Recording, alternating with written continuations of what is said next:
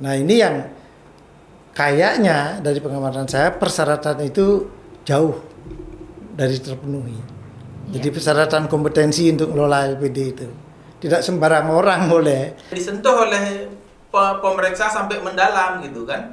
Ya, kenapa nggak boleh disentuh? Bukannya lembaga ini kan Iya, ada aturannya. Iya, ada aturannya, tapi karena mungkin ketua LPD-nya sudah terlalu lama menjadi ketua LPD, sehingga dia merasakan bahwa ini miliknya dia gitu. Metro Bali Podcast. Selamat datang di Metro Bali Podcast. LPD pertama kali diprakarsai oleh Gubernur Bali Ide Bagus Mantre di tahun 1985. Tujuan didirikannya LPD saat itu tentu saja untuk peningkatan ekonomi masyarakat Bali. Namun yang terjadi saat ini banyak sekali LPD yang didera penyelewengan dan bahkan kini banyak juga LPD dalam kondisi kolap. Ada apa dengan LPD di Bali? Baik, Metro Bali Podcast di studio telah hadir Om Swastiastu. Om Swastiastu. Tentunya selamat datang dan senang sekali hadir Bapak Igede Made Sadguna, SE MBA DBA.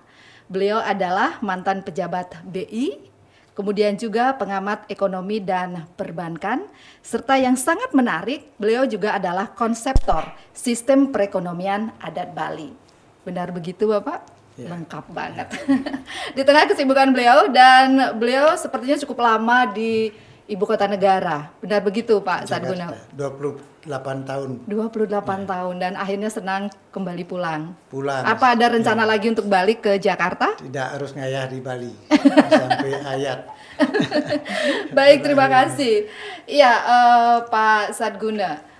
Melihat kondisi LPD saat ini yang sejatinya seiring perkembangan zaman, perkembangan teknologi, ingin harapan kita selalu membaik, Kenten nggih. Tapi kenapa hal ini bisa terjadi? Barangkali yang harus mengucapkan Om Swastiastu dulu kepada semua pemirsa, pada Ibu. Jadi memang LPD itu adalah lembaga yang sangat dibutuhkan dalam perekonomian. Dalam konteks sistem perekonomian adat Bali, LPD adalah mesin di sektor keuangan adat Bali, di desa adat Bali. Nanti di sektor realnya ada Bukda. Nah, sebagai mesin di sektor keuangan fungsinya adalah membiayai kegiatan ekonomi di sektor real. Jadi betul apa yang sudah digagas oleh almarhum Profesor Dr. Ide Bagus Mantre tahun 1985 itu dimulai dari sana, penguatan keuangan. Cuman memang belakangan ini ada banyak masalah sepertinya. Jadi saya tidak masuk secara detail, tapi sebagai mantan regulator dan pengawas bank, itu prinsip dasarnya sama. Apapun bentuk lembaga keuangan itu prinsip-prinsip dasarnya sama. Hanya nanti konteks aplikasinya berbeda. Jadi LPD adalah lembaga keuangan milik desa adat. Nah, lembaga keuangan itu dia spesifik, dia unik. Makanya di seluruh dunia lembaga keuangan apapun bentuknya itu highly regulated. Jadi sangat diregulasi karena dia spesifik. Spesifik dia. Spesifiknya dalam banyak aspek dia spesifik. Pertama, dalam kaitan ini itu adalah lembaga bisnis, lembaga usaha yang beroperasi dengan menggunakan uang orang lain. Jadi sebagian misalkan di perbankan itu misalnya CAR-nya 8%, itu artinya modal sendiri ya. 8% proporsinya dari total asetnya, 92% itu milik masyarakat. Gitu. Karena dia menggunakan dalam mengelola bisnisnya, mencari keuntungan apapun benefit untuk LPD, dia menggunakan dana orang lain.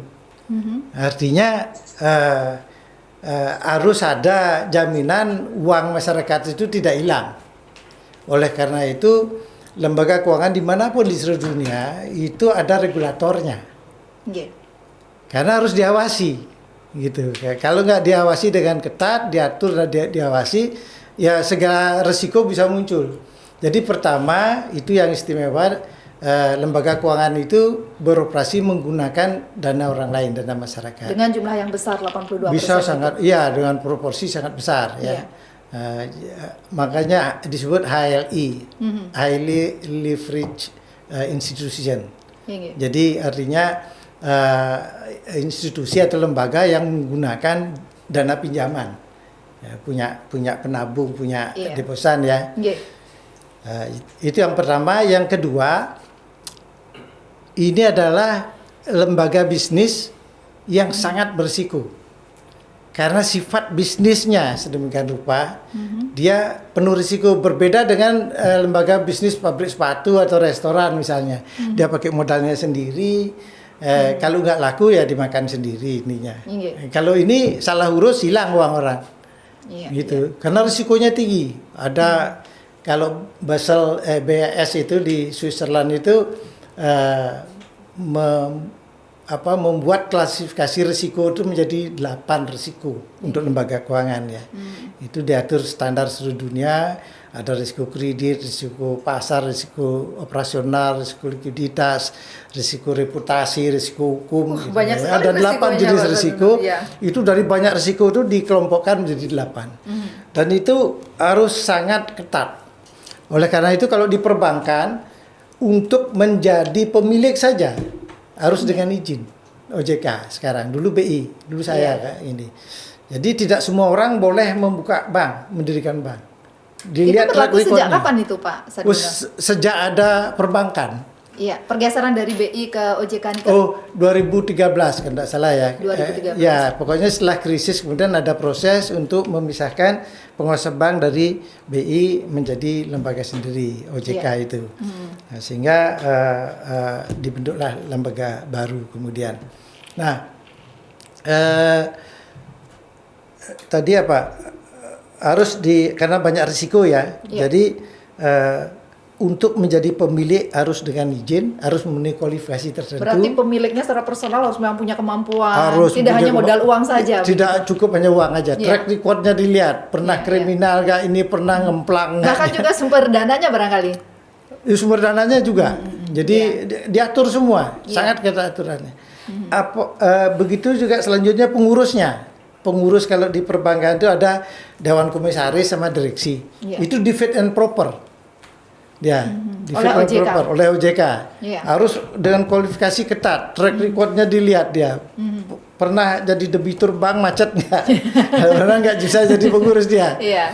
Itu. Jadi ada sertifikasi persyaratan kompetensi. Gitu. Jadi intinya fit and proper itu integritasnya Iya. harus bagus. Propernya itu fit dan proper. Fit artinya dia punya kompetensi, proper itu dia punya integritas yang baik. Jadi dua variabel besar ya, integritas dan kompetensi. Iya. Mutlak itu nggak bisa Iya. ditawar. Itu ada tingkatan-tingkatannya. Iya. Jadi begitu ketatnya lembaga keuangan itu diatur, itu pun masih bisa terjadi pelanggaran, Iya. penyimpangan. Itu apalagi tidak diatur kan gitu, apalagi tidak diatur dan tidak diawasi. Iya. Itu megang uang orang. Itu jadi kemungkinan penyalahgunaan kewenangan itu menjadi besar. Iya. Gitu. Oleh karena itu LPD juga tidak ada bedanya dengan bank.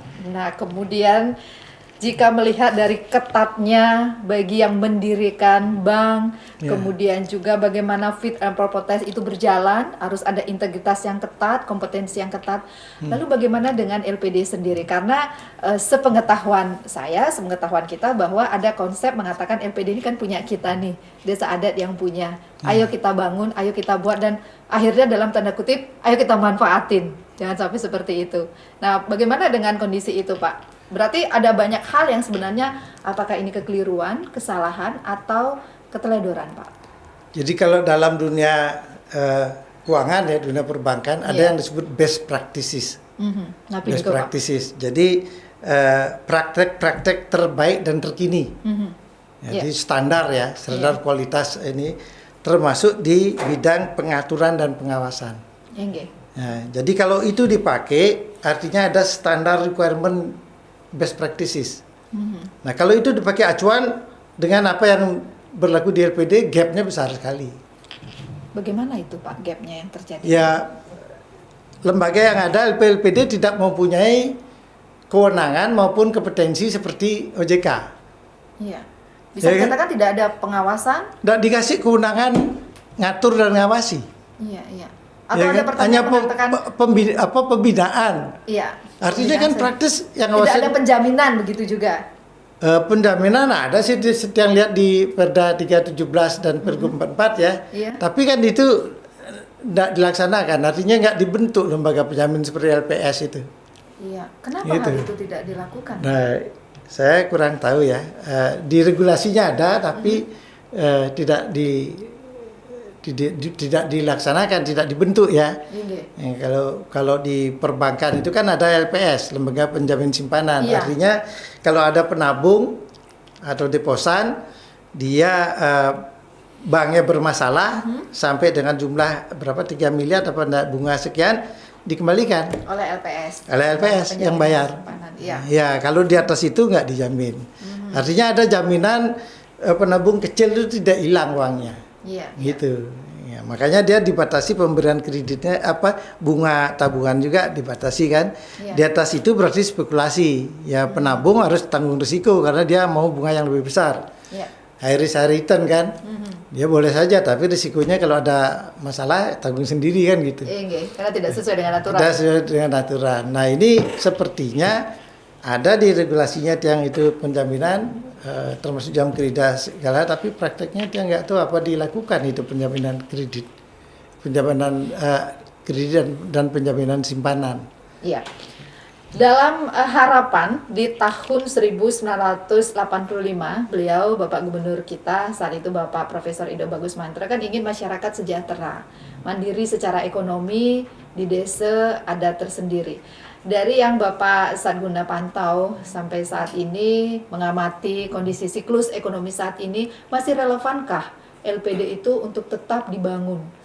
Dan regulasi ini regulasi ini apakah harus dirubah dalam bentuk konsep aturan hukum yang berbeda mungkin? Jadi pertama pertanyaannya Mbak Panca? Mbak Panca ya. Masih relevankah? Masih. Bahkan dalam konsep sistem perekonomian adat Bali itu menjadi requirement dia. Iya. Karena poros sistem perekonomian adat Bali itu di sektor keuangannya porosnya LPD. Iya. Sebagai lembaga yang membiayai kegiatan ekonomi. Di sektor realnya Bukda dengan anak-anak perusahaannya. Jadi justru sangat penting, sangat dibutuhkan. Nah, cuman masalahnya ada persyaratan yang harus dipenuhi supaya dia bisa berfungsi sebagai lembaga keuangan adat yang fungsi utamanya adalah menopang kegiatan perekonomian di desa adat baik yang dilakukan oleh desa adat melalui Bukdanya maupun dilakukan oleh Keramo Adat Bali. Iya. Gitu. Persyaratan-persyaratan itu apa saja, Pak? Persyaratannya ada persyaratan kelembagaan. Iya. Jadi dia itu struktur organisasinya, tata kelolanya harus diatur dengan best practices lembaga keuangan. Iya. Gitu. Termasuk sistem-sistem manajemen operasionalnya. Dia harus menerapkan risk management. Karena rekaman lembaga keuangan itu begini, Mbak. Dia harus pengurusnya itu harus paham bisnisnya lembaga keuangan. SDM-nya. Ya, berarti pengurus dan SDM-nya ya. Jadi komponen struktur ini personal-personalnya memang harus paham, tidak hanya dipasang begitu saja. Iya, terutama Dewan Komisaris dan direksinya ya. Iya. Kalau yang LPD tapi pesengan gitu juga. Panureksa dan pengorek namanya. Iya, panureksa dan pengorek. Dan itu dia harus mengikuti prinsip-prinsip governance yang bagus, good corporate governance ya. Jadi tidak seperti sekarang misalnya pengurusnya itu kayak yang lihat struktur organisasinya seperti panitia 17 Agustus, ada ketua, sekretaris, bendahara, itu kan itu konstruksi panitia, bukan konstruksi lembaga bisnis. Gitu. Kalau lembaga bisnis itu ada dewan komisaris, ada direksi. Nanti diterjemahkan dalam bahasa Bali Bahasa panureksa, tapi ada desainnya. Oke. Gitu. Ada requirement-nya. Jadi tidak sederhana orang menyebutkan ketua LPD nih, bendahara LPD gitu aja Enggak selesai. sederhana itu. Dia harus mempunyai kompetensi. Minimal misalnya direksinya harus paham bisnis simpan pinjam. Iya. Ya. Paling tidak pernah kerja di bank lah begitu Ya, ya, atau Pak. pernah punya pengalaman kerja di bank. Kalau di perbankan dipersyaratkan itu. Iya, iya. Minimal sekian tahun sertifikasi manajemen risiko sampai level 7 kalau untuk bank besar ya. Iya. Nah, seperti itu. Dewan komisarisnya pun begitu. Harus yang Dewan komisaris independen harus paham dia pernah punya pengalaman kerja di bank, lembaga keuangan lah. Iya. Ya, dia paham fungsi internal control itu, mengawasi. Iya. Gitu.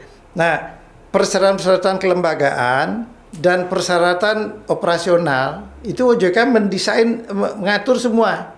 Misalnya harus ada komite kredit, harus komite manajemen risiko. Tidak boleh sembarangan itu, Mbak. Iya. Jadi Sekarang ada iya, pendekatan udah nih udah paham nih kayaknya masukin aja gitu ya. Itu bedanya kalau kita mau bikin warung makan, yang ngatur sendiri. Paling minta izin aja, minta izin usaha. Selesai. Iya. Bagaimana kita mengelola nggak diatur, nggak ada yang ngurusin. Iya, Tapi kalau lembaga keuangan diatur oleh negara. Karena apa? Karena menggunakan uang masyarakat. Siapa yang memberikan hak LPD itu, kita naruh uang di uang tunai ya, kita taruh sana, dikasih buku saja. Kok kita percaya? Apa Mbak mau uang Mbak kasih saya kasih kertas dan tangan mau? Kan nggak mau kan? Iya, tentu tidak mau. Iya, kenapa Tetapi kita yang di bank mau? Tapi yang terjadi di masyarakat di desa adat ini begitu percaya sekali dengan LPD. Sampai ketika terjadi masalah baru akhirnya Baru rame. kaget. Nah, Gitu kita ya. pun di bank, kita mau naruh itu karena kita tahu ada negara di belakangnya. Iya. Makanya kalau kayak 98 tuh Kolaps perbankan kan negara mengeluarkan hampir 700 triliun itu. Iya. Bail out. Bank Senturi juga bail out Iya. negara. Itu konsesi karena kita ngasih izin. Oke. Kita ngasih izin bank itu berusaha melakukan bisnis dengan menggunakan uang masyarakat. Oke. Nah, masyarakat kan artinya percaya. Kenapa masyarakat percaya? Karena ada negara yang Iya. menjamin. Itu loh. LPD yang menjamin siapa? Pertanyaan yang sangat-sangat Ya kan? Benar. Kalau masyarakat naruh uang di situ lalu digunakan seenaknya dan uangnya terus nggak kembali, yang jamin siapa? Masyarakat minta kemana uangnya? iya. Ini menjadi satu kebingungan bagi masyarakat. Itu persoalan filosofis. Oke. Gitu. Biasanya Makanya kan ini dikaitkan dengan adat, Pak Sarguna. nah, karena kan kalau lihat settingnya pemiliknya adat, Iya. kalau melihat konstruksi Lembaga? Perda 317 loh. Iya. Izinnya kan dari Pemda. Izin dari Pemda. Coba lihat itu, mendirikan LPD, izin itu dari Pemda. Izin dari Pemda, milik adat, masyarakat Jadi menabung. Pemda sudah bertindak seperti OJK. Tapi ada kepengawasan kemudian dari Pemda. Kalau Perda 317 enggak ada pengawasannya, pengawasannya internal. Iya, iya, iya. Panureksa saja, pengawasan eksternal nggak ada OJK-nya. Karena LPD enggak seperti OJK, hanya pembinaan saja, yang dibina apanya, Iya. ya kan? Nggak ada, Jadi bisa dikatakan LPD sesungguhnya tidak kuat kalau kondisinya seperti itu, Pak Sarguna. tidak ada pengawasnya. Pengawas internal tuh lemah, Iya, iya. gitu. Ada 3 line of defense namanya. Itu best practice. Iya. Dan itu kalau di OJK harus dilaksanakan oleh bank.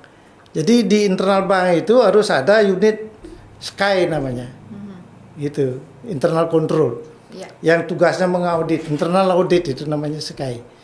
Jadi ada internal auditornya, ada kemudian ada Dewan Komisaris melakukan pengawasan. Eksternalnya ada OJK, ada akuntan publik untuk mengaudit. Pengawasan itu oleh OJK kalau di perbankan ya. Iya. Berlapis-lapis, itu namanya 3 line of defense. Jadi pengawasannya berlapis-lapis karena kalau enggak nanti begini, Mbak. Orang melakukan tindakan pidana itu karena 3 faktor bekerja. Pertama ada peluang, ya kan? Iya. Ada peluang. Kemudian kedua ada kemampuan untuk menggunakan peluang itu. Ketiga ada niat, mens rea itu niat ya. Nah ini kalau nggak diawasi peluangnya besar. Pasti. Ya nggak pasti dong, uang banyak. Kita juga nggak ada ngawasin, udah pakai aja deh gitu. Iya, nggak ada yang ngelihat Tuhan lagi tidur kan. Segitu. Iya. Kemampuan deh. Dan biasanya cenderung, maaf, ini kasus yang terjadi bahkan juga di sekitar kita itu kasus-kasus LPD itu malah para ketuanya. Seperti koperasi kan? Iya. Pengurusnya yang Iya, ini. pengurusnya. Iya.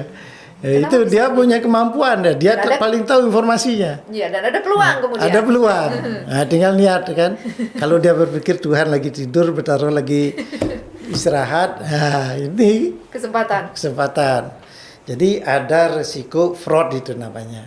Tapi kita ngurus benar pun belum tentu nggak masalah lembaga keuangan itu. Karena itu tadi by nature dia bisnisnya berisiko. Risiko pertama itu namanya mismatch. Ada risiko likuiditas di sana. Jadi misalnya gini, Mbak, siapa tadi Mbak? Saya Mbak Panca.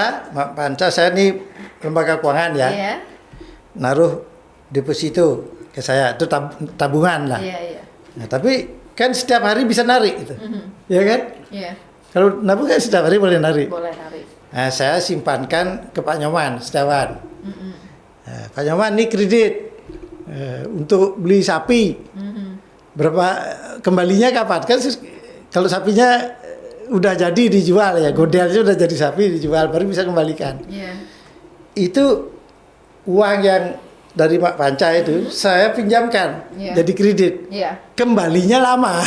Sementara Itu namanya mismatch, sementara Mbak Panca setiap hari bisa narik. Nah, uangnya belum pulang. Iya. Jadi namanya risiko likuiditas. Pengurus bank harus paham risiko itu minimal. Itu makanya kalau di perbankan itu ada ilmu yang namanya ALMA, Asset Liabilities Management. Mutlak dia harus tahu. Jangan sampai harus ketika saya tarik uangnya, bank nggak punya uang. Neracanya itu mismatch, potensi mismatch. Makanya kalau di perbankan ada BI yang memberi jaminan likuiditas. Iya. Gitu. Tidak dosa, cuman kalau dia tidak bisa ngatur mismatchnya besar gapnya. Kalau dia pintar ngatur portfolionya, mismatchnya lebih kecil, risiko likuiditasnya lebih kecil. Jadi nggak main-main karena ngurus uang orang ini. Itu begitu dia nggak punya kompetensi, mismatchnya gede, kolaps langsung. Begitu mismatch, kena risiko likuiditas, berikutnya langsung solvabilitas kena. Solvabilitas artinya kolek gulung tikar. Bangkrut. Itu ya kalau di LPD masih untung kita nasabahnya itu kramo yang santun ya. Iya. Coba di perbankan bawa arit ya. Bawa tombak. Uang saya mana gitu. Dan Kramo kadang seringkali mengatakan bahwa ya udahlah ini kan LPD punya kita, sabar dulu lah. Nah, kalau kita kan karena membawa kayangan tiga kan. Nah, dan kadang bendesa adat yang akhirnya ya udahlah diganti dulu sementara. dibujuk dan Tapi sangat kan ini tidak bisa dibiarkan begitu, Pak. Ya, sampai kapan bertahan kan? Nanti kalau sudah warisannya habis juga harus hidup kan, pilihannya mau bunuh diri apa nagih uang saya yang hilang kan? Jadi sudah. Oleh karena itu ada best practices untuk mengendalikan risiko. Harus paham benar gitu. Nah, ini yang kayaknya dari pengamatan saya persyaratan itu jauh dari terpenuhi. Jadi persyaratan kompetensi untuk mengelola LPD itu tidak sembarang orang boleh merasa paham tapi sebenarnya nggak paham gitu. Dan ini kan sudah berlangsung lama, Pak Satguna. Dari tahun 85 sampai kemudian di tahun 2022. Puluhan tahun sudah berganti gubernur entah berapa kali, berganti bupati berapa kali, berganti sistem berapa kali. Idealnya kan harusnya semakin baik. Idealnya semakin. Ada lagi fenomena gini, Mbak Panca. Iya. Kalau kondisi ekonomi baik, pertumbuhannya apalagi naik terus ya. Penyakit risk management ini nggak kentara. Walaupun sebenarnya terjadi. Sebenarnya sudah terjadi. Tapi karena apa? Karena ada cash in cash out namanya.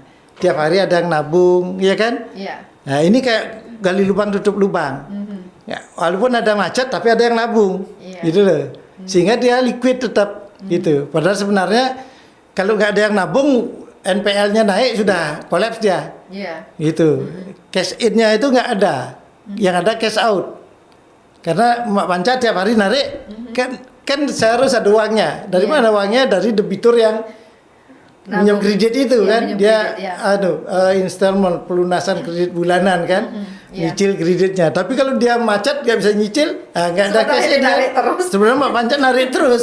Iya. Mak Panca dan teman-temannya narik terus, ada uangnya dari mana terus? Iya. Gitu. Itu makanya kuncinya harus tahu Alma, harus ngerti namanya portfolio management. Iya. Jadi harus paham neraca bank itu beda dengan neraca perusahaan yang lain. Gitu. Sangat kompleks. Dan itu sekarang dengan ada online neraca itu berubah detikan loh, Mbak. Gitu.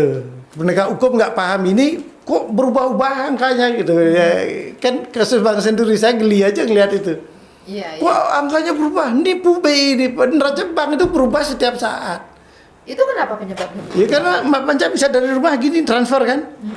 Jam 12 malam juga berubah neracanya. Kalau Mak Panca dari transfer kan berubah. Iya. Posisi aset liabilitiesnya. Ya, bersama saya juga Bapak Jondre, tokoh Keramo Bali yang sudah tidak asing. Beliau Ketua Paiketan Keramo Bali. Kayaknya sibuk banget nih Pak Jondre ya.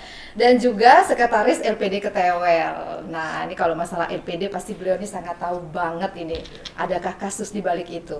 Jika tadi Pak Sadguna menyatakan jika dari sistem perbankan itu sangat detail sekali aturannya ya Pak Sadguna ya. Tidak boleh dikurangi, tidak boleh juga ditambah, dan semua ada pengawasan-pengawasan tersendiri. Sepengetahuan saya, lembaga LPD ini kan menjadi satu inspirasi ketika Bapak Gubernur Bali, Ide Bagus Mantra berkunjung ke Sumatera Barat di tahun 1985. Jadi LPD ini sebenarnya ada juga di provinsi-provinsi lain. Benar begitu Pak Sadguna? Namanya Lumbung Piti Negari. Lumbung Piti Negari. Ya. Indah sekali namanya. Ya, Jadi sistemnya hampir sama begitu. hampir sama. Milik adat. Iya, tapi mungkin sistem kondisi geografis masyarakatnya yang berbeda begitu ya Iya. Pak ya. Baik Pak Jondre, ada apa dengan LPD kita? Ada apa dengan LPD kita? Karena hukumnya mas memang begitu. Iya, Hanya orang yang berbuat bertindaklah yang salah. iya. Adakah kasus yang terjadi sehingga langsung bisa dikatakan berbuat, bertindak, karena tadi Pak Sadguna mengatakan peluang, kemampuan dan minat. Ya, jelas kalau kita bisa saksikan kita baca di medsos, di media televisi juga beberapa LPD berkasus ya korupsi, kemudian kredit fiktif kan gitu, rasio kecukupan modalnya kurang. Nah ini kan beberapa permasalahan yang terjadi. Hal ini munculnya ketika masa pandemi ini, terutama ketika ekonomi menurun. Saya sepakat dengan apa yang disampaikan oleh Bli Sadguna tadi, bahwa ketika kondisi ekonomi itu turun, permasalahan ini akan cepat muncul dia gitu ya. Sebenarnya udah komorbid begitu. Ya, kalau kita ambil istilah pandemi gitu ya, ini sudah komorbid gitu. Jadi sudah penyakit banyak bawaan lama gitu kan. Nah, cuman apa yang memicu akhirnya? ya kan begitu? akhirnya baru sekarang Iya. memicu karena dipicu oleh kondisi ekonomi yang turun, masyarakat narik tabungannya tapi tidak bisa, lu kenapa tidak bisa kan itu. Nah, barulah muncul nih, wah ternyata ini memang likuiditas LPD-nya tidak baik. Nah, ini kan di sini munculnya. Sebenarnya ini bukan karena baru, tapi ini sudah lama. Nah, artinya ketika proses ini berjalan, ada yang sengaja melakukan, ada yang tidak sengaja, kan begitu. Kalau yang sengaja karena memang beberapa LPD juga yang apalagi daerah pariwisata itu, karena memang pendapatan masyarakatnya anjlok gitu karena pandemi ini gitu kan. Mungkin setahun dia masih bisa bertahan, masih ada tabungannya, tapi kalau sudah mulai lewat dari setahun, udah mulai nih gitu kan itu. Nah, ini yang jadi semakin kelihatan permasalahannya ketika di masa pandemi ini ya. Nah, komorbid ini kan tidak komorbid, kondisi LPD yang tidak sehat ini kan berjalan sudah cukup lama kan begitu. Tetapi tidak terdeteksi secara dini. Kenapa tidak terdeteksi secara dini? Ya. Saya mengindikasikan LPD itu tengah gitu. LPD tengah karena dua desa adat. Bukan, karena tidak boleh disentuh oleh pemeriksa sampai mendalam gitu kan. Ya, kenapa nggak boleh disentuh? Bukannya lembaga ini kan Iya, ada karena- aturannya. Iya, ada aturannya, tapi karena mungkin ketua LPD-nya sudah terlalu lama menjadi ketua LPD, sehingga dia merasakan bahwa ini miliknya dia gitu. Iya, iya. Weh, uleng sok weh itu membuat LPD ini sampai punya miliaran, saya loh yang punya ini gitu. Nah, itu kan akhirnya agak resisten juga dengan pemeriksaan itu. Iya. Akhirnya pemeriksaan hanya dilakukan oleh Panurekse yang juga kerjanya hanya part time, ya, hanya sewaktu-waktu dan waktunya kepepet. Paling biasanya dilakukan di akhir tahun, akhirnya terima di permukaan saja. Yang penting tercatatnya kelihatan ada profit. Nah, sudah dibandingkan dengan rencana kerja. Rencana kerja sekian, target rencana kerja terpenuhi. Berarti ini sudah sehat. Padahal itu untuk LPD nggak bisa kita melihat LPD seperti bank murni gitu. Iya. Karena kesehatan LPD itu tidak hanya diukur seberapa besar tumbuh LPD itu, tapi seberapa besar LPD itu memberi dampak pada kemajuan ekonomi, kemajuan sosial, kemajuan adat istiadat di masyarakat setempat. Nah, ini harus dilihat juga. Iya. Gitu. Nah, artinya kalau saya ibaratkan pohon pule gitu ya. Nah, gitu ya. Kalau LPD ini seperti pohon pule, kalau mulus semua kulitnya mulus, tapi akhirnya masyarakatnya yang sakit tidak terobati, kan tidak baik. Iya. Kalau LPD-nya luka-luka sedikit, itu kulitnya ada luka-luka sedikit, tapi itu dipakai obat atau tambah bagi warga krama adatnya. Kan ini bagus secara ekonomi saya bilang ini kan itu. Nah, walaupun tidak kaya banget LPD-nya, tapi masyarakatnya sejahtera, itu yang penting kan. Dari jumlah LPD yang ada di Bali kira-kira berapa, Pak Jendra?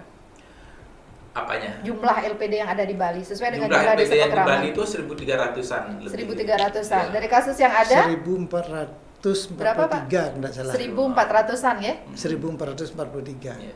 Banyak Kan sekali. jumlah desa adat 1493. Berarti hampir Ada beberapa desa adat belum 95%. punya LPD. Ingge. Nah, dari jumlah tersebut berapa persen yang bermasalah, Pak? Kalau yang bermasalah yang terungkap di permukaan sekarang itu tidak lebih dari 5%, sebenarnya tidak lebih. Tidak lebih dari 5%. Ya, tapi yang namanya media sekarang itu kan cepat sekali di blow up kan begitu. Iya. Langsung memega korupsi di desa adat ini kan luar biasa kan itu. Padahal itu hanya sebagian kecil saja itu. Masih banyak kok LPD yang bagus gitu. Salah satunya LPD Ketewel? Oh iya pasti. Karena Pak Jendra adalah sekretarisnya. Ya. Mungkin Saya bisa bukan berbagi sekretaris LPD tapi sekretaris tim tata kelola. tata kelola, bukan yang LPD. mungkin tidak ada di LPD lain. Di Nah, ini desa lain info ada. yang sangat menarik sekali. Mungkin bisa dijelaskan posisi tata kelola itu seperti apa? Ya, tim tata kelola ini kebetulan di LPD Ketewel ini dia sangat unik dan beda dari desa yang lain. Jadi Iya. dia tim tata kelola ini Panurekse Plus gitu. Iya. Wah, ada Kalau- plusnya Pak Sabduna. Iya. Kayak ada tim ahlinya Pak. Oh, biasanya. begitu. Iya, Kalau iya. Panurekse itu kan dia hanya dari rencana kerja tahunan, diperiksa progres di apa, ini jalan apa tidak itu. Iya. Kalau saya di tim tata kelola ini tidak hanya berbicara rencana kerja tahunan, peraremnya saya cek, peraremnya cocok nggak dengan kekinian, kan gitu. Iya. Kalau tidak sesuai, ya kita bikin perarem ngele, kita tetapkan suatu hal yang baru melalui paruman sabodese. Jadilah itu dia perarem ngele gitu. Jadi bagian dari perarem ini. Bahkan perarem baru ini bisa membantah perarem yang lama sudah ada, tetapi tidak sesuai dengan kekinian. Itu plusnya kalau tim tata kelola. Iya, iya. Dan kita bisa masuk di LPD kapan saja. Itu jumlahnya berapa orang, Pak? Ada 22 orang, masing-masing Banjar ada Iya. dua perwakilan. Dan itu pilihan dari masyarakat Banjar atau Banjar, masyarakat Banjar.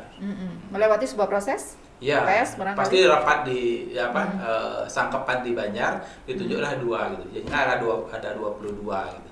Iya. Ada yang sudah menganten keluar 2 orang, sekarang tinggal 20. Nah, jadi ini kerjanya mungkin tidak ada LPD lain yang didatangi setiap saat tanpa konfirmasi oleh Wah. tim. Sidak ini ya? Tidak. Kalau saya nih langsung aja datang gitu. Saya mau cek kas, buka berangkasnya. Coba gininya neraca kemarin. Nah, kalau beli Saduna bilang itu per detik sudah berubah. Saya paling tidak neraca per kemarin itu karena setiap hari kan mereka tutup buku kan. Yeah. Jadi kelihatan raca kemarin itu berapa terakhir. Kita cek kasnya sesuai tidak. Gitu. Jadi gitu. Sehingga kalau dulu sebelum kita ada tim tata kelola, kas itu sampai 3 miliar. Bayang. Banyak Di banget. sebuah LPD. Sampai 3 miliar. 3 miliar kas itu. Gitu. Berapa banyak itu. Akhirnya Perputarannya sehat?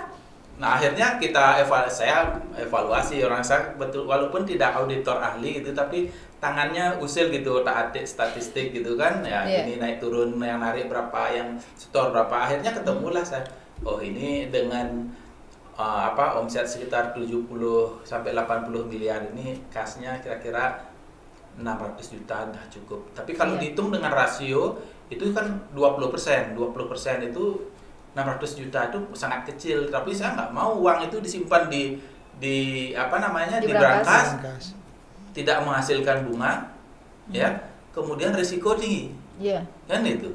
Kenapa harus lebih kalau memang tidak digunakan, ditaruh di bank atau perbanyak dilempar ke masyarakat kan gitu.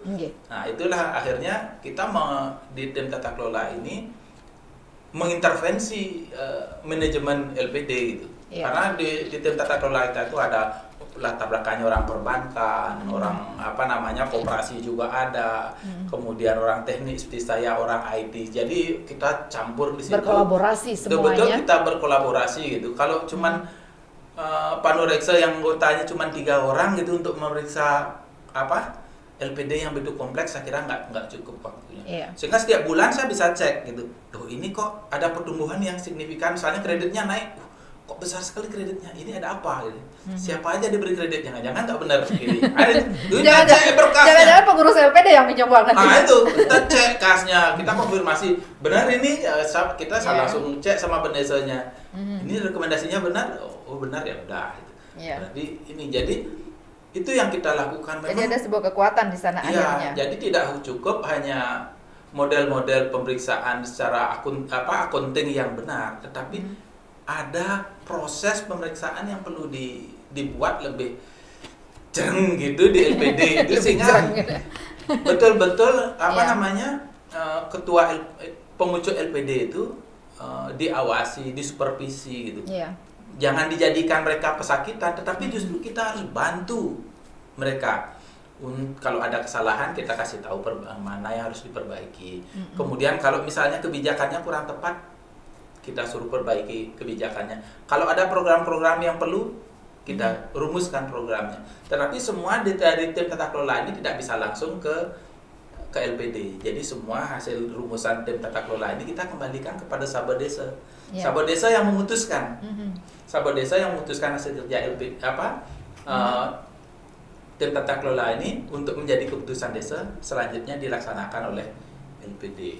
Jadi ini harus terkoordinasi dengan baik dari semua komponen begitu ya Pak Chandra? Karena pengalaman saya di KPU dulu sering diperiksa oleh BPK, BPKP gitu, tahu gimana cara kerja pemeriksa itu, diperiksa oleh KPK gitu kan, tahu cara kerja mereka. Air putih pun mereka tidak terima. Saya di tim tata kelola LPD juga begitu. Takut diracun. Jodoh takut diracun.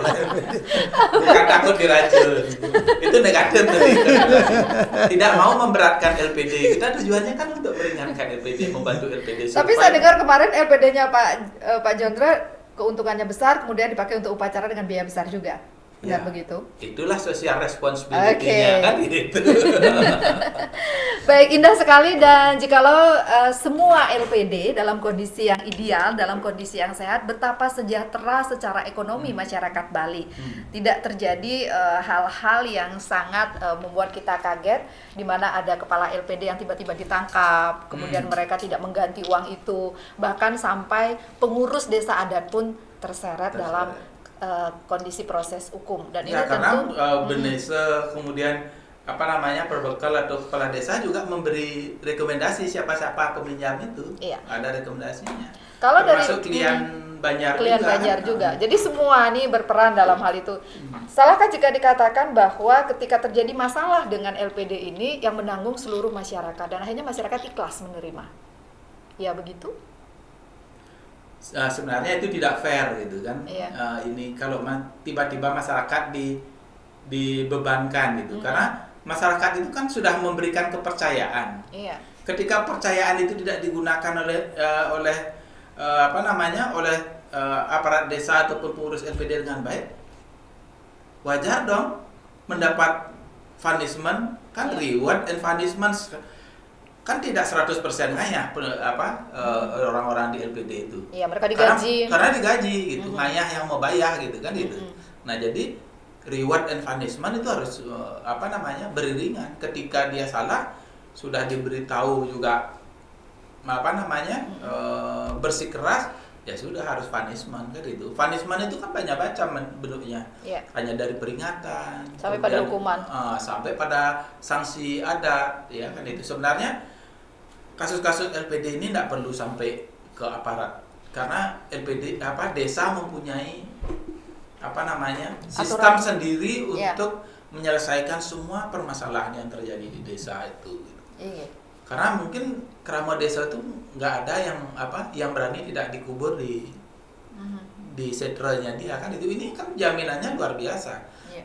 Kalau saya melihat bahwa LPD ini satu-satunya lembaga, kalau saya bilang lembaga, ya Labda Pacingkraman yang risikonya sangat rendah gitu. Risikonya sangat rendah gitu. Yeah. Kenapa? Karena mereka menjaminkan hidupnya di situ. Di LPD kalau dia meminjam tidak hanya berupa sertifikat tanah saja, ya. Yeah. Tetapi dia menjaminkan hidupnya di desa itu. Karena ikatan di desa Pekraman. Misalnya bayangkan sampai ke Kanorayang gitu misalnya kan. Apa itu Pak Kanorayang itu Pak? Sepekan. Tidak dilayani apapun, lunas dipte aja tidak boleh, ke pura aja nggak boleh gitu kan gitu. Betapa sulitnya. Nanti kalau hidup. ngaben wadahnya itu dikasih pandan itu loh. Ini berarti masih ngutang di LPD nggak bayar. Wadahnya dikasih pandan. Keluarganya malu itu. Oh, gitu. begitu ya. Jadi luar biasa sebenarnya sanksi adat itu mempermalukan kita. Sampai akhirnya saya pun di LPD TWL itu nggak menunggu orang itu tidak lancar sampai 6 bulan gitu, nggak nunggu. Baru 1 bulan pertama sudah dipanggil. Iya. Oleh kita dari tata kelola itu merekomendasikan ditetapkan menjadi keputusan Sabah Desa. 1 bulan pertama langsung dipanggil oleh pengurus LPD. 2 bulan dipanggil oleh pengurus LPD didampingi oleh Panureksa. Bulan ketiga panggil oleh pengurus LPD didampingi oleh Panureksa dan didampingi oleh Bendesa Adat. Lebih dari itu masuk ke Paruman Desa, dipanggilnya di kantor Bendesa, disaksikan oleh pengurus desa. Malu. Jadi jangan sampai ke arah itu. Iya, jangan sampai dipanggil luar sebulan biasa harus bayar sosialnya. Nggak, saya melihat sebenarnya kalau model-model ini diterapkan, terus terang saya di TWL itu mencoba merumuskan hal-hal yang banyak yang tidak ada di daerah di tempat lain. Tapi itu lebih sifatnya edukatif gitu. Iya.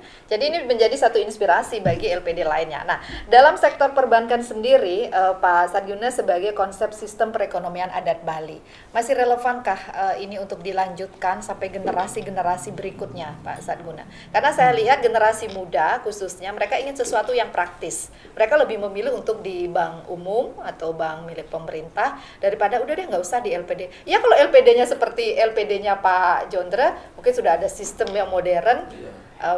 Biasanya anak muda udah deh ini LPD ini milik penglingsir aja gitu. Jadi begini, Mbak, kalau kebutuhannya jelas ada, apalagi kalau kita mau menumbuhkan sektor real di desa adat ya harus ada yang membiayai. Karena pertumbuhan itu kalau dia ekonominya tumbuh itu sangat terbantu apabila ada pembiayaan dari kredit. Jadi tidak terkendala oleh modal kerja di perusahaan itu ya. Cuman masalahnya begini, kalau yang sakit atau bermasalah itu banyak. Nah sekarang kan kita belum tahu persis datanya. Kalau metode diagnosisnya benar, berapa sebenarnya yang bermasalah kita kan tidak tahu. Misalnya kita minjam metodenya OJK dan orangnya kita pinjam periksa LPD seluruh Bali. Kalau itu yang punya kewenangan untuk itu saat ini sebenarnya siapa, Pak? Ya kita sendiri karena self regulating. Kita oleh undang-undang LKM nomor 1 2013 itu LPD lumbung putih negara itu dikecualikan dari undang-undang LKM. Sehingga artinya itu self regulating, kita ngatur diri sendiri. Negara mengakui kita ngatur diri sendiri. Nah, kembali ke pertanyaan tadi, kalau yang sakit itu ternyata banyak, itu dampaknya akan terjadi dua kehilangan. Dua kehilangan. Ya. Yang kehilangan pertama kehilangan uang. Uangnya siapa? Uangnya pemilik desa adat sendiri dan uangnya nasabah, artinya keramo yang disimpan di masyarakat. Itu kehilangan uang. Ya. Yang lebih fatal, parah dan dampaknya jangka panjang adalah kehilangan trust, kehilangan kepercayaan. Nah, kalau sudah masyarakat tidak percaya, ini nanti kita yang sakit disembuhkan, tidak ada yang nabung. Akhirnya belum tikar. Kalau tidak percaya uang saya hilang, nanti saya punya uang ngapain saya taruh di situ, taruh aja di bank, ada OJK yang jaga kan gitu. Iya. Nanti kalau saya masih dalam ketentuan LPS, kalaupun bank itu kolaps, uang saya kembali, pasti kan gitu. Iya. Nah kalau LPD, siapa yang jamin uang saya kembali? Gitu. Sehingga ini yang paling berat adalah resiko yang namanya kehilangan trust itu yang paling berat. Lebih berat daripada dampak dari kehilangan uang tadi. Tapi dia terkait. Pertama kehilangan uang dulu, kemudian kehilangan kepercayaan. Nah itu kalau terutama yang hilang percaya itu adalah keramo yang punya uang, ya otomatis de facto akan mati LPD itu, nggak bisa hidup dia. Walaupun legal standingnya masih ada gitu ya, masih dia kuliah Praram, tapi dia nggak bisa operasional. Kalau nggak ada yang naruh uang, dia bisnisnya bisnis meminjamkan uang kok dia. Meminjam, kemudian dipinjamkan. Itu bisnis utamanya lembaga keuangan. Ya. Kalau trust hilang, nah seperti tadi itu, Mbak mau naruh uangnya di saya kasih kertas, buku tabungan. Kan nggak mau. Nggak ada jaminan, saya menjamin kertas saya, nanti saya ganti dengan uang kalau Mbak Panca narik uangnya gitu. Ya. Jadi seperti itu. Jadi kebutuhannya jelas, absolutely strong gitu. Kita butuh karena untuk membangun sistem perekonomian adat Bali itu harus ada pembiayaannya. Ya. Ya, sehingga Bupda itu akan terkendala hanya mengandalkan uang kas dari desa adat tentu kecil. Tapi kalau ada LPD membiayai Bupda, anak perusahaan Bupda dan membiayai kegiatan ekonomi keramo, nah, harapannya begitu. Ada satu lagi. Apakah akan otomatis memberikan manfaat walaupun nggak bermasalah? Belum tentu juga. Tergantung efisien nggak dikelolanya. Kalau bunga kreditnya lebih mahal dari bank, itu sama dengan lintah darat yang resmi aja diresmikan oleh Praram. Ya. Artinya LPD kalau dikelola dengan baik dan benar, harusnya dia bisa memberikan suku bunga yang lebih rendah dari bank. Kenapa? Pertama karena nggak bayar pajak. Ya kan? Tidak bayar pajak. Ya, cost of fund-nya lebih rendah dia bisa. Ya kan? Nggak perlu bayar pajak macam-macam itu, pajak korporasi dan sebagainya. Sehingga harusnya dia lebih murah. Nah, kalau lebih murah tentu cost of fund pelaku usaha di sektor real, cost of production-nya kan lebih rendah juga kan. Ya. Sehingga kegiatan keramo maupun kegiatan Bupda itu struktur biayanya akan lebih rendah daripada pesaingnya. Yeah. Nah, sehingga harusnya usaha-usaha milik keramo yang dibiayai dengan kredit LPD maupun usaha-usaha milik Bupda itu mempunyai kemampuan ceteris paribus yang lainnya sama ya. Yeah. Dia lebih berdaya saing karena lebih murah, bisa menjual lebih murah barang yang kualitasnya sama gitu. Yeah. Tapi apakah itu yang terjadi? Saya nggak punya datanya. Desolannya seperti itu.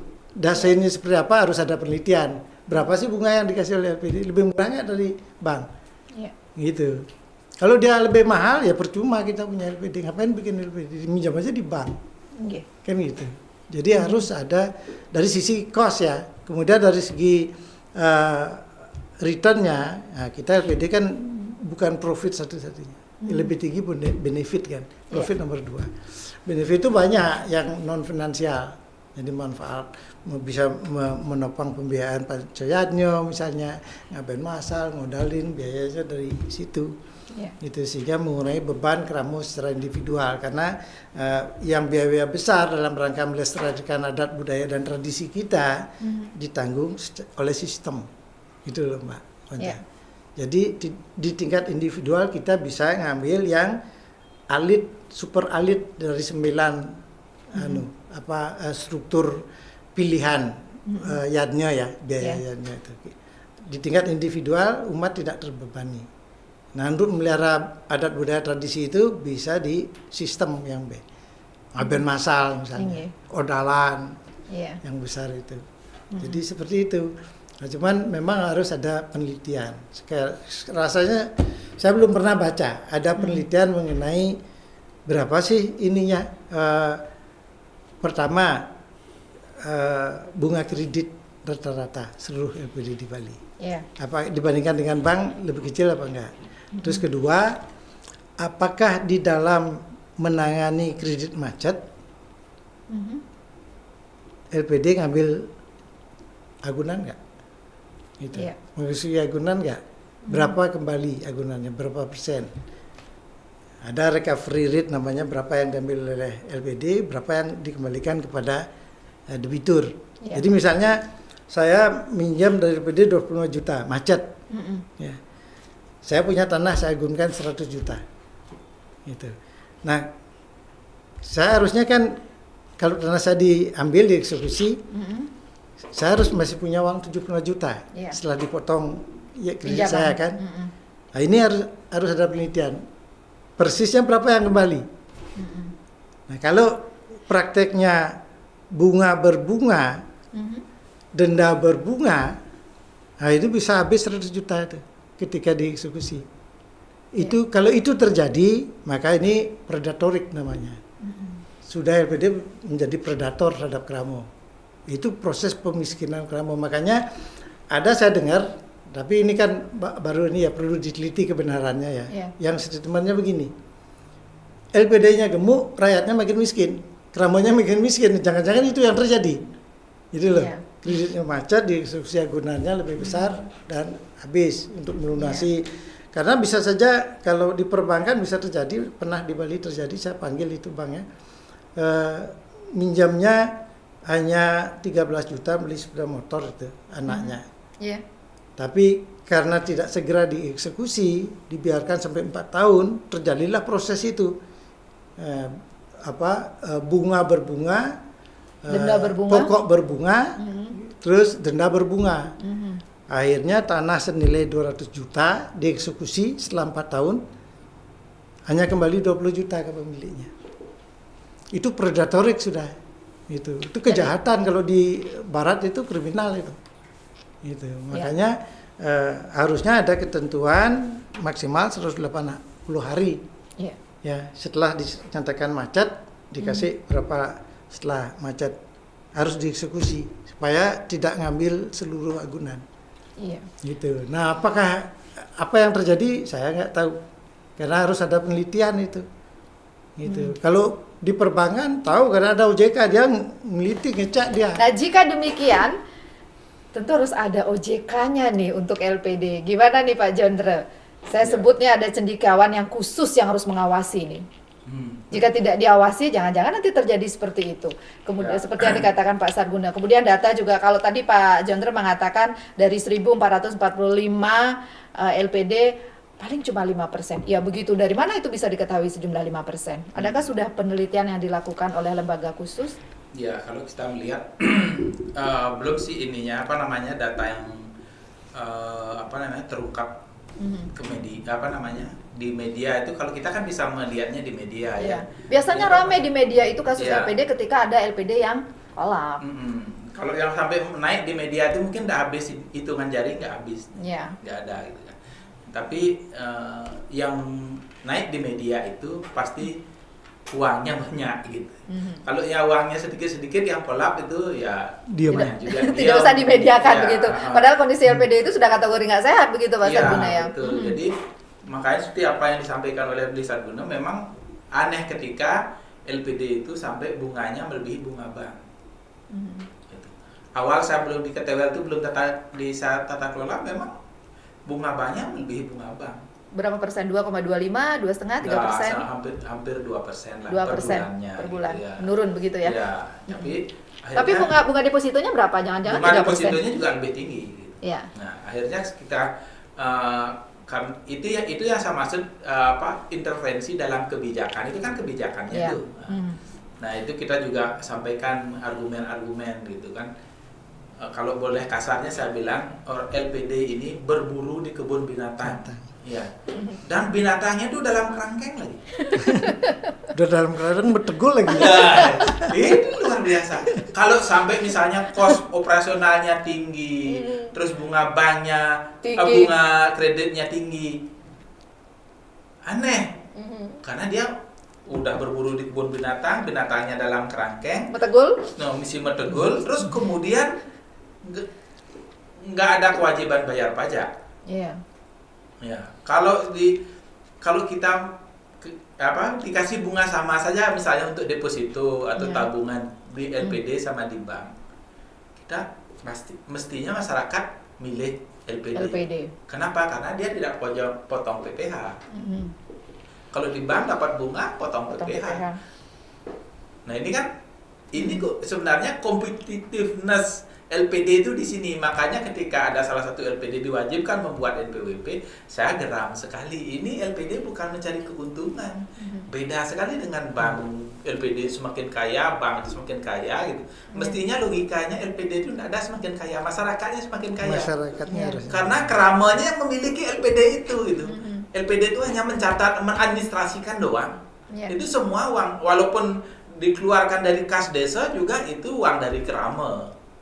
Yang dikumpulkan oleh desa adat, tidak ada uang dari mana-mana, dijadikan modal di LPD kan begitu. Itu juga uangnya kerama. LPD itu hanya kasarnya saya bilang nyongkokin kain kebo gitu. Ya, dia hanya mencatatkan ini neraca aktiva LPD sekian gitu ya, misalnya 100 sekian miliar seperti yang saya di KTWL itu ya. Itu sebenarnya hanya catatannya LPD saja, sejatinya itu uangnya kerama itu. Generalnya sebenarnya LPD ini kerama, bukan pengurus LPD. Di beberapa tempat itu kan justru pemucuk LPD-nya mengalahkan Benesel gitu kan. Ini kacau nih kalau sudah begini. Padahal LPD itu adalah miliknya desa. Padruan desa adat gitu. Padruan desa adat ini yang kerja di LPD itu sebenarnya pesuruhnya krama adat gitu kan. Pegawainya desa adat. Nah, ini yang mindset ini harus dibalik gitu ya. Ketika saya baru masuk juga di LPD KTWL bersama tim tata kelola itu, kita mindset itu kita harus tanamkan dulu. Gitu. Ketika misalnya pegawai LPD, masa tiang harus menanggung risiko begini? Tiang kan ngayah kan bayar, saya bilang begitu. Terus saya bilang kepada yang bersangkutan gitu, saya enggak dedeng aling-aling. Itu kalau kayak tiang Niki dari tim tata kelola LPD baru ngayah, nggak pakai gas, nggak pakai rem, ini ngegas aja terus itu harus periksa dan lain sebagainya kan gitu. Nggak dapat bonus ya. Nggak dapat gaji, nggak dapat bonus. Kalau yang jadi pegawai LPD dapat gaji, dapat bonus, kalau dapat jasa produksi, dapat dari THR, begitu. Nanti dibalik kalau ke Pak mau ya Bapak aja jadi ketua LPD, pengurus LPD jangan, begitu. Kita kan punya tugas dan fungsi masing-masing kan begitu. Nah itu jadinya memang harus ada kreativitas, apalagi yang disampaikan oleh Bli Palguna. Ini loh, LPD sudah diberikan kebebasan, hak untuk mengatur dirinya sendiri. Kadang-kadang saya berpikir aneh, kok orang mau diatur oleh orang lain, ini mau gimana? Kalau padahal sudah asik sebenarnya sendiri begitu kan? Sudah dikasih ngatur sendiri, ya diatur dengan baik, bijaksana. Karena ini uang milik krama gitu. Itu prinsipnya. Sehingga nggak ada merasa jadi bos di situ. Semua di situ anak buahnya krama. Termasuk misalnya pengurus-pengurus di BKS itu ya, itu juga anak buahnya krama gitu kan itu. Karena dia dari pengurus LPD masuk ke BKS itu badan apa namanya? Badan Koordinasi Kerjasama, Badan Kerjasama. Koordinasi Kerjasama. Badan Kerjasama. Badan Kerjasama LPD. LPD. Ya, jadi itu yang ininya apa namanya? Sehingga pada kita bisa lihat ketika pembahasan Perda Desa Adat ya, gimana kelompok-kelompok ini ya, bos-bosnya LPD ini tidak mau LPD itu ditempatkan menjadi baga usaha desa adat. Dia harus sendiri.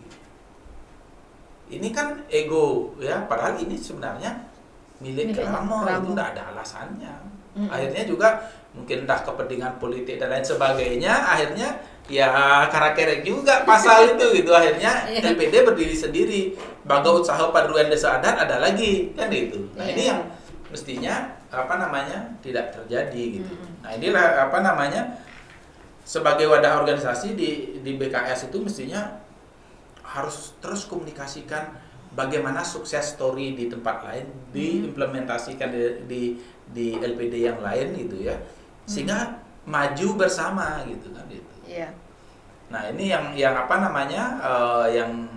yang bukan maju bersama ini dalam tentu artinya komunikatif, tukar informasi. Jangan uangnya LPD ke TWL dibawa ke LPD yang lain. Nah, itu nggak boleh, itu melanggar perda.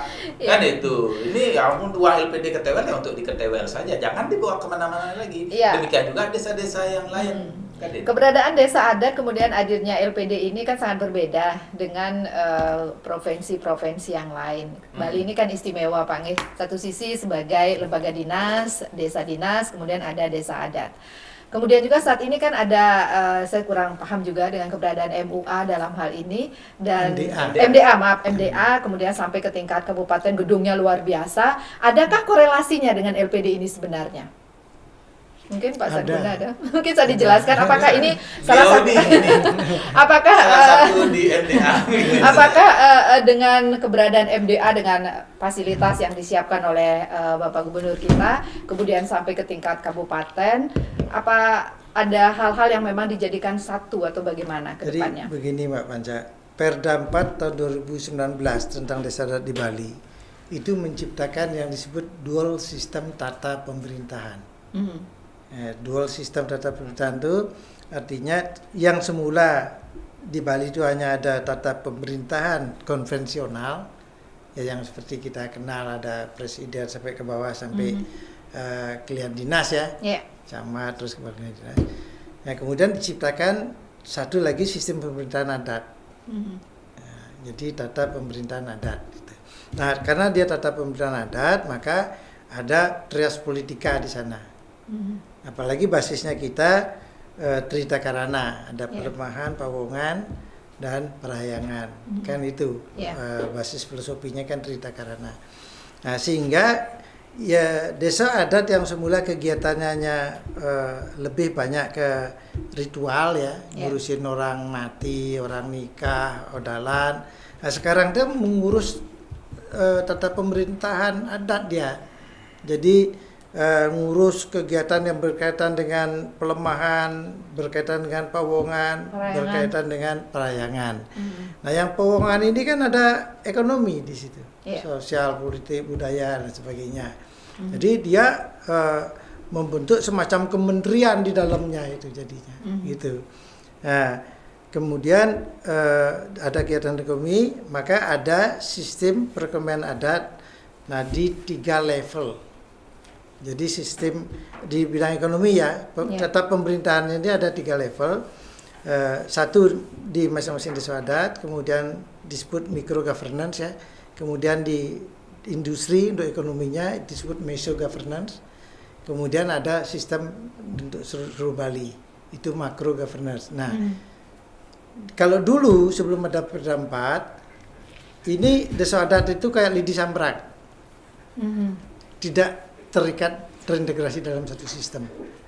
Gitu. Masing-masing sendiri, makanya desa Mawacaro kan Perda 4 menciptakan mekanisme integrasi. Tersistem begitu. Iya, ada Bali Mawacaro.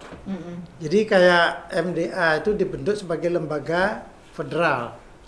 Gitu, dibentuk oleh seluruh desa adat ini. Dikasih hak, dikasih tugas dan kewenangan. Dia Itu ada tugas dan kewenangannya. Itu beda dengan MUDP. Jadi kalau MDP kan hanya forum Skodeman aja itu. Iya. Tanpa kewenangan, tanpa tugas dan kewenangan. Ini Iya. punya tugas dan kewenangan dia. Ada power jadinya. Iya. Itu ada power. Jadi termasuk misalnya harus memberikan approval. Kalau desa adat misalnya dia bisa mengeluarkan regulasi. Iya. MDA ini bisa mengeluarkan regulasi. Itu yang harus dilaksanakan oleh desa adat. Walaupun regulasinya lebih banyak guidance ya. Iya. Misalnya bagaimana mekanisme nyuratang pralem atau WKW. Iya. Mekanisme ngadegan prajuru diatur. Itu ada cantelannya di Perda 4/19. Nah, sehingga desa adat yang tidak mengikuti regulasi MDA karena dia yang bukan rekomendasikan itu nggak bisa diregistrasi di PMA, Dinas Pemasarakatan Adat. Artinya kalau tidak bisa diregistrasi, negara tidak mengenal desa adat itu. Iya. Gitu. Sehingga dia tidak bisa mendapatkan perlindungan, pengayoman dan berbagai fasilitas. Iya. Itu dampaknya. Iya. Ya, dan PMA hanya bisa berprestasi kalau mendapat rekomendasi dari MDA, termasuk di bidang ekonomi. Iya. Jadi misalnya nanti desa adat A membuat bukda, sudah ngikutin bikin perarem sesuai dengan guidance-nya, bikin perarem sudah bikin bukda, nanti dia harus melapor ke MDA, saya sudah bikin bukda dengan ini anak perusahaannya, ini peraremnya, dicek sudah ngikutin guidance nggak, sudah melalui paruman kerama desa adat nggak? Oh sudah persyaratan dipenuhi. Nah, dia merekomendasikan ke PMA desa adat ini sudah punya bukda tanggal sekian, ini anak perusahaan ini di PMA diregistrasi. Sehingga nanti kalau ada bantuan berupa pembinaan ada dia, gitu. Iya, iya. Bisa Dari dapat. PMA Kalau ini. nggak terdaftar nggak bisa. Jadi Lalu posisi LPD di sana? sama dengan ini, kan dia lembaga milik desa adat. Iya. Jadi ada lembaga keuangan, ada lembaga usaha, ada lembaga-lembaga lain, pecalang, Iya. serati, semuanya diakui. Kenapa kemudian MDA tidak membuat sebuah lembaga khusus untuk pengawasan LPD, Pak? Nanti Masih dalam rencana. ada di Perda 4 namanya Saka Bali nanti. Iya. Itu otoritas perekonomian adat Bali. Jadi sejenis OJK. Sejenis OJK, Kira-kira itu BI kapan akan dan terwujud, Pak? nanti itu tergabung sejenis OJK, BI dan Menko Perekonomian dijadikan satu. Karena otoritas sistem perekonomian dia. Iya. Namanya Sabe Perekonomian Adat Bali. Dia Iya. otoritas. Rencananya Dia- kapan kira-kira nih Pak? Saya pengen tahu polisiknya nih kapan kira-kira ini akan dibentuk. Ya Setahun lagi idealnya kan kalau Perda 317 LPD sudah disempurnakan dengan Perda baru sesuai dengan mandat Perda 4 2019, Perda Buddha sudah keluar. Nah, ini baru bisa dibentuk ini Iya. otoritasnya. Inggih. Itu kalau Mudah-mudahan sekarang segera. dibikin lang ininya belum, LPD-nya belum di ini. Iya. Perduan desa adatnya belum dibentuk dengan perda yang baru. Iya. Gitu ya, belum dicabut Perda 317 kan gimana mau bikin lembaga pengawasnya? Nanti Iya. bolak-balik ini. Inggih. Berarti kita harus menunggu proses ini berjalan begitu ya, Pak ya? Ya, idealnya sekarang Perda LPD secepatnya sesuai dengan mandat Perda 419 secepatnya dicabut dan diganti dengan perda yang baru. Iya. Benar-benar menjadikan LPD itu ditransformasi bukan hanya pengakuan, berarti betul-betul ditransformasi menjadi lembaga keuangan adat. Ya, sesuai dengan konsep yang kita harapkan. berbeda dengan sekarang. Sekarang itu kan kalau LPD nanti kalau menjadi lembaga keuangan adat seperti Buddha, maka dia ibarat manusia itu dia ada atmannya, ada kepribadiannya dan ada badannya. Ya, jadi lengkap Kalau sudah. LPD sekarang kan copy paste dari BPR itu atau Iya. LKM. Oke. Sehingga konstruksinya beda dengan perduan desa adat nanti yang laba pengiriman.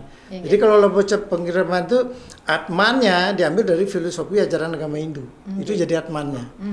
Nanti personalitinya, kepribadiannya diambil dari local wisdom. Gitu. Jadi local wisdom kayak gilik segulu selunung sebayan tako itu. Iya. Masuk dia. Itu akan mempengaruhi tata kelolanya. Iya. Itu tidak hanya kepemilikannya, tata kelolanya juga. Nah, itu akan berbeda sama sekali. Harus ditransformasi.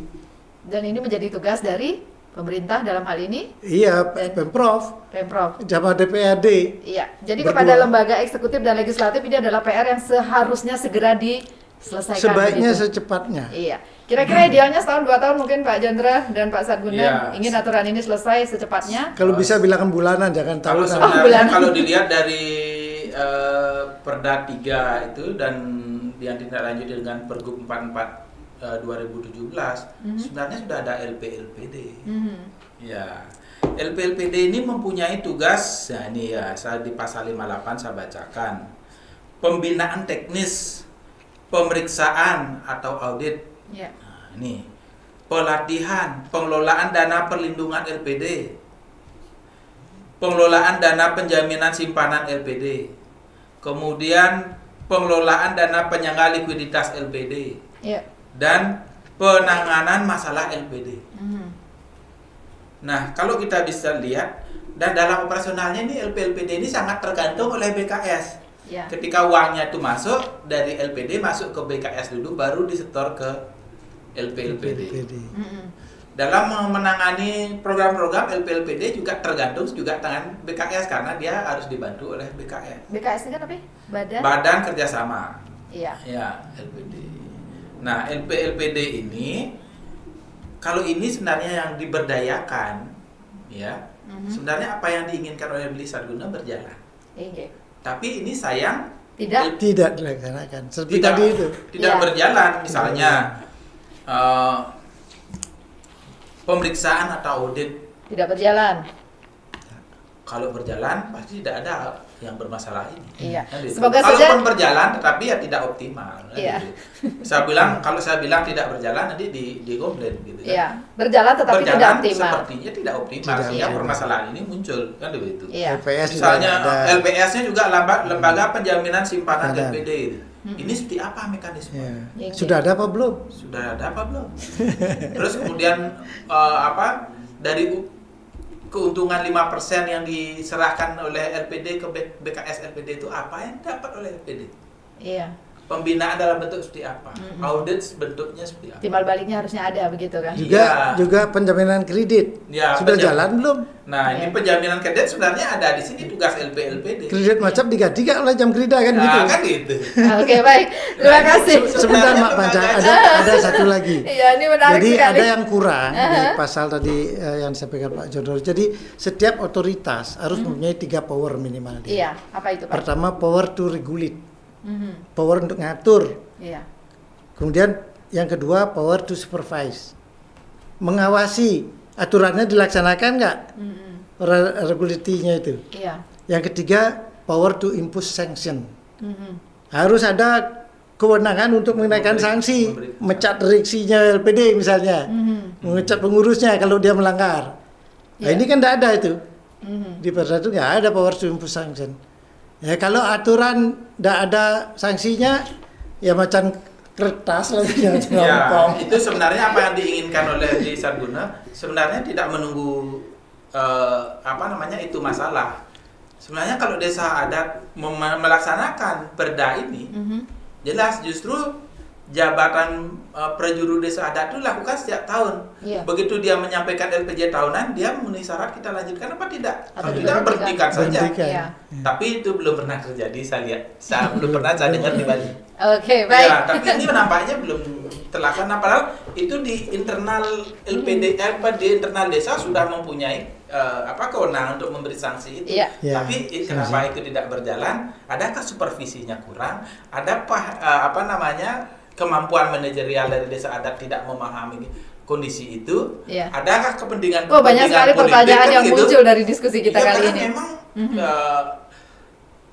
karena ini sudah berjalan lama dari 85 sampai saat ini belum pernah dievaluasi, Oke. belum ada sama sekali. Ya, istilahnya memang harus istilah Bali itu nyiksik bulu di mana. Ada apa sebenarnya ini? Gitu. Nanti kalau ada Saka Bali dia ngaudit kan, Iya. dia mengawasi, ngaudit segala macam.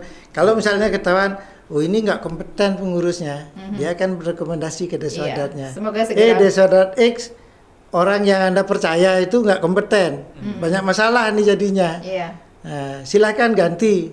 Yang ganti udah swadat karena Iya. kewenangan Keseriusan dari sebuah manajemen mengelola LPD itu bisa dilihat seberapa banyak dia punya SOP. Iya. Standar operating prosedur dia punya nggak gitu. Seberapa dia punya gitu. Sudah di pressure aja kadang-kadang nggak lahir gitu kan. Oke, Apalagi dibiarkan gitu. Ya, karena Iya. PDW kalau orang Jawa bilang, Iya. ya itu kalau orang Bali bilang kagok kena gitu kan itu. Ini kan repot kan itu. Baik. SOP itu mestinya harus disusun. Semua harus ada aturan yang jelas, ada yang mengatur, ada yang mengawasi, dan juga ada kewenangan yang berlaku Yang di jelas sana begitu. diskusi kita hari ini belum menyelesaikan belum membahas seluruh permasalahan yang ada di LPD karena masih banyak. Banyak. sekali. Ternyata di balik LPD yang sangat dibanggakan pastinya oleh masyarakat Krama Bali, sangat diharapkan dan nantinya menjadi masa depan bagi perekonomian masyarakat Bali yang sangat adiluhung. Terima kasih kepada Pak Sadguna, demikian juga kepada Pak Jondre Suksema, semoga LPD-nya Ketewel tetap jaya. Kemudian Dan harapan LPD semua di Bali. Semua jangan di lupa, Bali. jangan salah lupa. satunya Ketewel dan seluruh LPD yang ada di Bali akan berjaya. Kemudian apa yang menjadi konsep dari Pak Sadguna untuk sistem perekonomian adat Bali akan dapat berjalan sesuai dengan yang kita harapkan. Ya, Metro Bali Podcast, LPD Lembaga Perkreditan Desa yang tentu saja sangat-sangat kita harapkan ke depannya dari generasi ke generasi. Bisa kan kita bayangkan ketika di tahun 1985 didirikan dan hingga saat ini kemajuanlah yang kita harapkan dengan berbagai aturan, dengan berbagai kontrol dan menjadi lembaga yang sangat-sangat dibanggakan oleh Krama Bali. Tidaklah salah jika dikatakan LPD adalah masa depan ekonomi masyarakat Bali. Terima kasih untuk Anda dan saya ingatkan buat Anda yang ingin beriklan dan juga endorse silakan hubungi di nomor telepon yang ada di deskripsi. Tentu saja Metro Bali selalu hadir untuk memberikan yang terbaik. Kita akan berjumpa di Metro Bali Podcast berikutnya. Sampai jumpa.